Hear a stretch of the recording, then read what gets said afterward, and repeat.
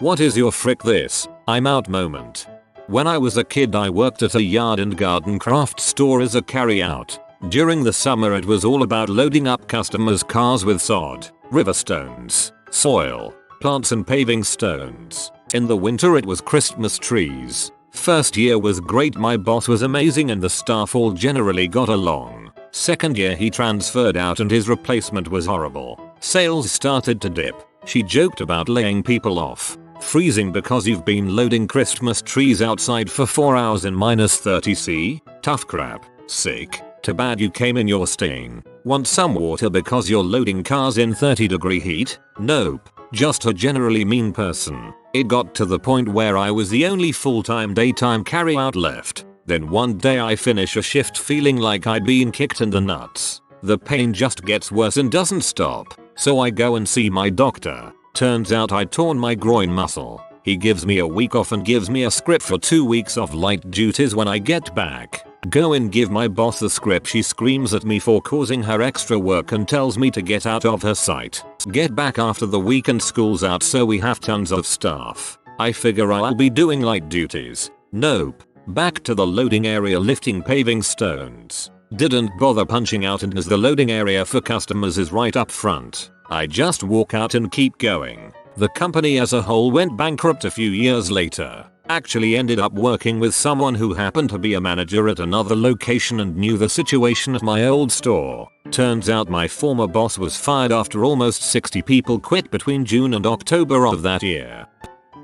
In 2011 or so, when companies taking advantage of the desperation of the unemployed was in full swing, the recession was on pretty hard at that time. I found myself working for a temp agency that supplied day laborers. We had to come in every day as early as possible. They opened at 5 and get your name on the list. If they got a call in from someone who needed temp workers, they called out names on the list. If you were there, you got the job for the day. They'd only call you out once though. Say you were outside having a cig or going to the bathroom. Tough crap. Furthermore, inside this place were chairs bolted to the ground facing a TV playing a safety training video on loop all day. So, one day, I actually managed to land a job. Yay. Other side of the city. I had to drive myself. Okay, fine. I get there. We spooled power cables onto giant pallets for 8 freaking hours. End of the day. They'll send us a check. A week later, I get it.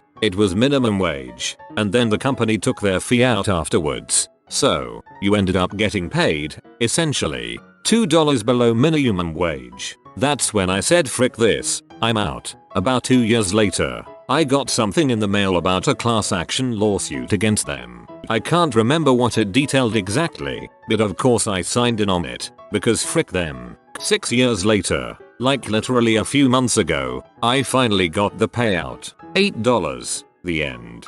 $8. Worth it.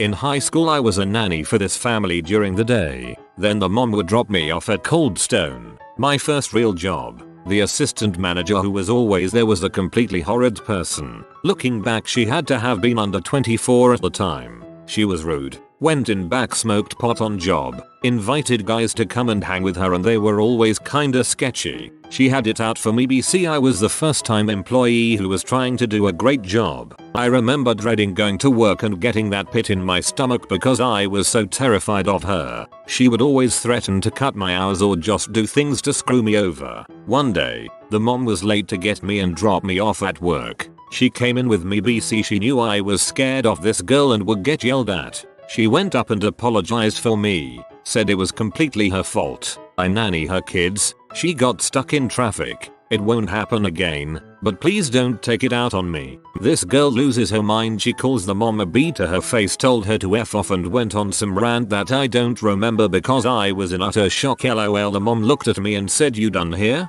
I think you're done here." Turns to this crazy girl and goes, "You are the rudest person I've ever met. I'm sorry for how insecure you must be to act like this." She quits. She grabbed my arm and we stormed out. I was shocked and horrified. At the time I thought she had ruined my career, LOL, by quitting my first job for me. Looking back, I think it's hysterical and wish I had a recording of it. So glad she went in with you. Worked at a residential care facility and was doing in-home care for 2 adult men with mental disabilities. The one gentleman was average, agreeable and generally just fine to work with. He ended up doing really well with me and I was tasked with things like grocery shopping, cooking and errands with him because he would actually stick to the plan and wouldn't cause a fuss. His roommate was the complete opposite. Total mama's boy who had clearly been able to do whatever he wanted his whole life. Blew his budgeted grocery money on pop and other frivolous items. It's cool, mom will be over shortly with a check for more. I understand they had the means and it was their choice, but the whole point of the living situation was to learn independence and how to lead as normal a life as possible. On to the point where I said frick it, I'm out. His mom bought him a blow up doll. Everybody has needs. I understand, but he named it after me and would take it into the shower with him yelling my name the entire time. He was capable enough, so I never went into the bathroom, but I knew what he was doing. I had a discussion with his mom and program directors about trying to redirect this behavior because I didn't feel it was healthy. I was told by his mother that my name was common and there's no way to be sure it was me he was referring to. Then he starts getting irrationally angry with me because I won't be his girlfriend respond when he's participating in these activities. I bring it up again and it's swept under the rug. On what would be my final day working with him, he tried to pin me in a corner and kiss me. He's much larger and much stronger than I am. His roommate sees and is able to talk him down by threatening to ruin one of his games if he didn't stop. He then threw a DVD case at me, hit me square in the eye and I ended up with a black eye. Called my boss, said I was out and would not be returning as they clearly didn't listen to my safety concerns. Felt bad that his roommate still had to live with him and thanked him profusely for stepping in, though. Had been telling my boss that there was an error on the website that I cannot fix because I don't have the permissions. I mentioned this several times to him. It would take him one phone call to get it straightened out. BTW, the owner notices this error, not only calls me out in front of the whole department about not caring about my job and taking advantage of his kindness, but also makes it a point to tell me I should thank my boss for having my back. It was the last straw placed on a huge pile of awfulness. I quit the next day. And that's why you tell your boss through email ticketing system only. I don't do crap without paper trail. I was 15 working at a gas station. I wasn't scheduled to work that day and my sister was in town. I hadn't seen her for about a year. Boss called and said someone called in sick and he needs me to come into work. In the past I had been very accommodating as it was about a block from my house and easy for me to get there fast. This time I told him I couldn't come in that day because of my sister being in from out of town. I'll always remember this. He says what's more important, your sister or your job? Frick this, I'm out. Was in Phoenix on vacation and went out with my cousin. She takes me to a party on the 3rd floor of an apartment, probably 30 people. Some girl shows up and there is some drama with some other guys not at the party. They say they're coming over to the party and there is going to be a fight. 2 of the guys at the party go to their cars, grab guns and an ammo box full of ammo. There's only one way out of this apartment and I'm not going to be there if this goes down. Look at my cousin. I don't know any of these mother suckers and I'm heading home tomorrow. Can we get the frick out of here? Grew up in Phoenix. Can confirm. Way too many people bringing guns out at parties. My friends and I were hiking in a secluded area in Maine one summer, just messing around and making a lot of noise. We stumbled upon what looked like an abandoned campsite, trash everywhere, and a desk chair set on some rocks. We took a lot of the trash and the chair with us. We were wheeling the chair down the path when we saw a stream off to the left, and wandered over to it. We spent probably 5 minutes looking at the stream. When we returned to the path the chair was gone. We hadn't heard anything. We left very quickly. Sounds like you found a homeless or a hermit person's campsite, which happens a lot here. Went to a friend's birthday party at his favorite club. Found out he'd not only invited my abusive ex, but also paid for her train ticket to come up and see him. One of my good friends let me know that she was there, and the friend I rode with was like, nope, frick this, we're out, and we went back home. Dang. Well, at least you got a couple good friends, and one butthole who you know isn't a friend. I once took a job as a grain hauling trucker. Unfortunately I picked the worst time of year to do it. which was December when everyone is trying to get their harvest into the terminal before year end. This December was also a cold one. I live in Saskatoon, Saskatchewan, and it was -30°C to -40°C for most of the 3 weeks this job lasted. The Peterbilt they had me in could throw little enough heat that I could feel my feet or see through the windshield, but not both. My last run went as follows. Dispatch gave me directions that took me an extra 3 hours to get where I was going. In addition to it being a much longer route, they sent me down a dead-end road with a Super B trailer, 2 medium to long trailers instead of one long one, and I had to drive into a snow-filled field to turn around because my other option was to back 2 connected trailers up 8 kilometers. I've never sworn so much in my life as I barely managed to not be stuck in a field in the middle of nowhere. When I finally did get to the terminal to unload, it was so late that I was the next semi in line when they closed. I was actively fighting sleep due to being cold all day and pulling a crazy long drive and being more than a bit angry. I had to drop trailer and come back the next day. All told, I put in over 14 hours for what should have been a 8-hour haul. We got paid by the loaded km, not by hour or total km, so I got paid for 4 hours. I realized that right when the terminal closed. That was the point at which I actually voiced "frick this, I'm out," despite having nobody to hear me. Just an affirmation to myself. The next morning I told them I wasn't returning to work and that I have no problem putting in 14 hours, but not if I'm getting paid for 4. And not in a vehicle that won't throw heat to the cab when it's -40 outside. I've since become an RN. I'm much happier, especially since I get paid for the hours I put in. TLDR. Got paid for 4 hours when I put in 14, while freezing cold, mostly due to getting crappy directions. Moved on with my life after saying "frick this, I'm out." Grain haulers for ethanol producers get paid $75 a year here and are home every night. When a co-worker violently punched a dent into a freezer when I told him to shut up, after months of him harassing me, and I was reprimanded. The director got a nice report after that, and he was fired 2 weeks later.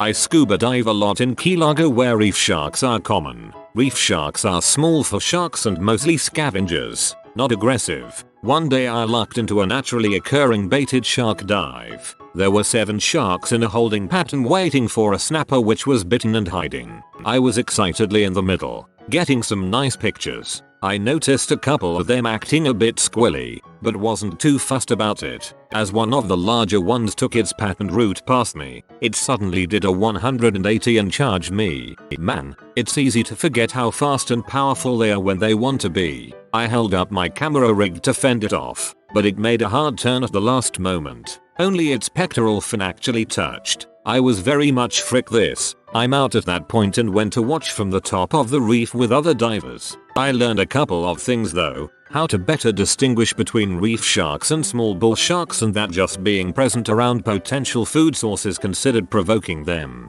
Bull sharks are the buttholes of the animal kingdom. You should get me and my sister pregnant at the same time so that they will be cousins and siblings at the same time. Crazy outweighed the hot on that one. Her identical twin sister was also a bit touched. But not touched by you, apparently. Worked as a bartender waiter in a busy city center pub. We had been getting slammed all morning, short-staffed probably. It was heck. Just as we had caught up, I took 20 seconds to grab a drink and chat to one of my favorite regulars. Just then, my new area manager walked in, spotted me, and berated me for standing around doing nothing. I tried to explain how busy it had been, but he didn't care. I got my first disciplinary in 4 years off the back of it. I was P, and handed my notice in the next day. Cutco. A friend and I went to go interview for a summer job that some random guy invited us to on our college campus. 5 minutes in we realized something about this interview was off. Who does group interviews anyways? But we were too non-confrontational to do anything about it. 10 minutes after that, after they were not a pyramid scheme, we're just a vertical marketing spiel. Someone got up and left, and we followed. Frick MLMs. I got denied a 2 or 3% merit increase, cost of living inflation increase, at my company despite them being a leader in the market and making money hand over fist. I was in a meeting with my boss's boss and he got an email about the merit increase for one of my peers. He was already making about 75% more money than I was and got an increase. I immediately changed my status on LinkedIn and started getting bombarded with opportunities. I start a new job on the 2nd of January. Good for you, man or woman. I was poached by a company which seemed like a leader in the field. It was a good opportunity and they brought me on to build out a specific offering at their agency. Even at my old agency we had done some competitor research that basically said these guys were the best of the best. So when I got the offer, it was a no-brainer. But then I get there and it turns out the department I'm in is complete garbage. The rest of the company seemed pretty good, doing interesting stuff. But leadership didn't care about our department much and the people leading it weren't really invested. And so it was basically a bunch of junior employees just doing whatever they thought was right. I didn't really have a direct way of influencing that since I was like a support piece to the main department. I'd work on their projects for a particular purpose, but didn't have any authority over their projects as a whole. Still, I figured once I was there a while, I could push for some changes and try taking on more of a leadership role. Anyway, I'm there almost a year and I get invited to speak at an industry conference. I had spoken at some conferences before, and so that's not unusual. The speaking engagements were on my resume when I applied, and I had assumed they were seen as positives by the company when hiring me. However, they tell me I'm not allowed to go. They have a policy that speaking engagements are reserved for VPs and above. So, I ask them about making an exception, that it's a good opportunity for the agency to be represented at the conference. They won't budge. I say I can pay my own way. They still don't budge. I say I can just go as myself then, and I won't mention the agency. I have my own small company where I do similar work basically as a freelancer with a small team of people. So I could have been Claiborne from Claiborne, LLC instead, but they say it doesn't matter, that I'd still be seen as a representative of the company and they can't approve it. The conference was in Las Vegas and I had never been, so I wanted to go and decided I'd just go anyway. They're like, well, we said you can't, and I said, yeah, but I'm going. We'd have to let you go then. Okay, so I guess I was fired. I went to Las Vegas and made a little vacation of it, and it was one of my favorite presentations I've done. It was about the psychology techniques behind social media networks, and Vegas was a nice place to visit. I got to see Penn and Teller, and I lost about $300 gambling. Montgomery, Al. 2 years ago driving down south with my girlfriend. 3 AM gas stop while she's asleep. Walk into prepay. As I walk out, see a huddle of crack whores taking hits and handing their money to their pimp who's dressed in the whole 70s era pimp suit, feathered hat and cane and all. They all frick for just 20 bones, my man. I've never been back to Alabama. Similar to an unkindness of ravens or a murder of crows, a group of crack whores is called a resentment. You saw a resentment of crack whores taking hits and handing money to their pimp. I was transporting an LVAD patient to a doctor's appointment. She had some depression issues. She stops getting ready, says, you know what, I think I am done. She unplugs her LVAD and starts yelling at everybody in the room. For those unaware, LVAD is an electrical pump device for end-stage heart failure. Now when you unplug them, there is a 15-minute battery on the actual unit. When that fails it could be minutes or the patient might not go at all. Luckily for me, I was the least qualified in the room of nurses and a doc, so I just quietly left. I design these things for a living, and this comment freaks me the frick out. Was married for 14 years to a not nice to me man. We had 2 children he basically ignored. One day our 4-year-old daughter crawled into his lap for a hug. He threw her on the floor. Less than 6 months later, money saved, belongings packed, and I was out of there with the kids. Even though he told me I wouldn't be able to make it without him. Never looked back. Good for you. When my college professor required us to sign up for a class at a different college and pay full price to get credit for his class, I said frick this and dropped out. That sounds horrendously illegal. I worked at a dog daycare for 8 years, which was also my first job ever, and poured every bit of my heart and soul into working there. Well, not in the beginning because I was young and wild lol, but for the last 5 or so years I got a much better work ethic and took it seriously. I started at $6.75 and worked my way up to $10 after many years. The work was exhausting and emotionally draining. The way the managers ran things, there would often be dog fights, or they would put a huge group of young dogs together and the person watching that yard would be so stressed the whole time trying to keep track of 15 crazies. I had been there the longest and the dogs listened to me pretty well, so I would often get put in the most stressful yards. I noticed a trend when I was allowed to make the play groups. It was always peaceful, because I knew how to group dogs based on age, temperament, play style, etc. But when anyone else did it, one or more yards would always be complete chaos. The manager never listened to my suggestions for grouping dogs, even though I was out there with them for 6+ hours a day and she was out there for maybe an hour a day. That among other things, I would often come in hours early and stay late to help out with cleaning and other things. Working conditions were rough. We were forced to stay outside in freezing temps and rain and blazing sun despite there being indoor play areas to use. It was a hassle to get dogs in and out, so managers dragged their feet on letting them play inside. Full stop. Some days there felt like literal heck. Management treated me and my co-workers poorly, but I loved the dogs, so I stuck with it. It wasn't a coincidence that I developed a more severe depression than ever before in my last few years there. All of this incessant rambling just to get to my breaking point. Which looking back was pretty stupid, but I was so fed up with how tough that job was and how little recognition I received, or good pay for that matter, that I couldn't take it anymore. I had to call out due to being sick, and when I came back the next day my co-worker gave me crap for leaving them hanging like that, which really peed me off because she was one of the shittiest, most unreliable people on our team. The manager was on her side. There were so many days where I had to struggle due to understaffing or call-outs, and countless times where I came in on days off to fill in for someone. The fact that they couldn't treat me with a shred of decency after being out for one day was infuriating. So I literally said, "Frick you, I'm out, bye," turned around, clocked out, and left that place never to return. Never regret my decision despite how sad it was to leave all of my dog pals behind. I'm sure they forgot about me soon enough. The night a guy I dated for years ran through the front door of our apartment sideways, yelling, "Honey, I know you don't approve of hard drugs, but I just smoked crack and it was awesome." Honey, I know you don't approve of hard drugs, but I just smoked crack and it was awesome. This sounds like the opening line of a stand-up routine. You got a belly laugh out of me.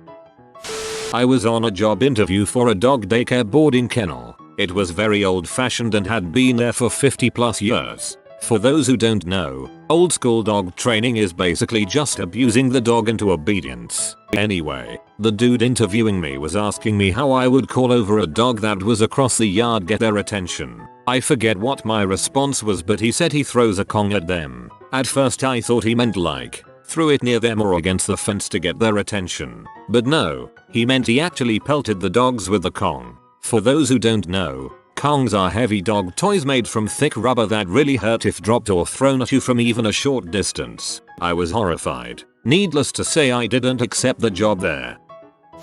Went to a borderline abandoned mall in my town and started exploring one of the abandoned restaurants. Got inside, walked into the back where it was dark, noticed the words "Get Out" written in red on the wall, turned around and walked straight out. This was at one of my friend's birthday party, which he held at the last thing open at the mall, a really cool arcade place. But since the rest of the mall was abandoned, we all ran around and did stupid things. And to make it better, we were all eating from a massive tub of sour gummy worms that my friend had found, unopened, in a dumpster. So honestly, the fact that we chose to walk out while high on sugar was probably a miracle. I had something similar as a teen. We were exploring a barn just outside our village that, as far as we knew, had been abandoned for a couple of decades. We went inside and saw "If I catch you here, you're dead" written on the wall. We probably weren't the first ones to venture into this man's living place, and he was most likely sick of it. Nevertheless, a really scary experience for a 14-year-old. If you are new to the channel, you can subscribe. I publish new videos every day. Until then, check another video.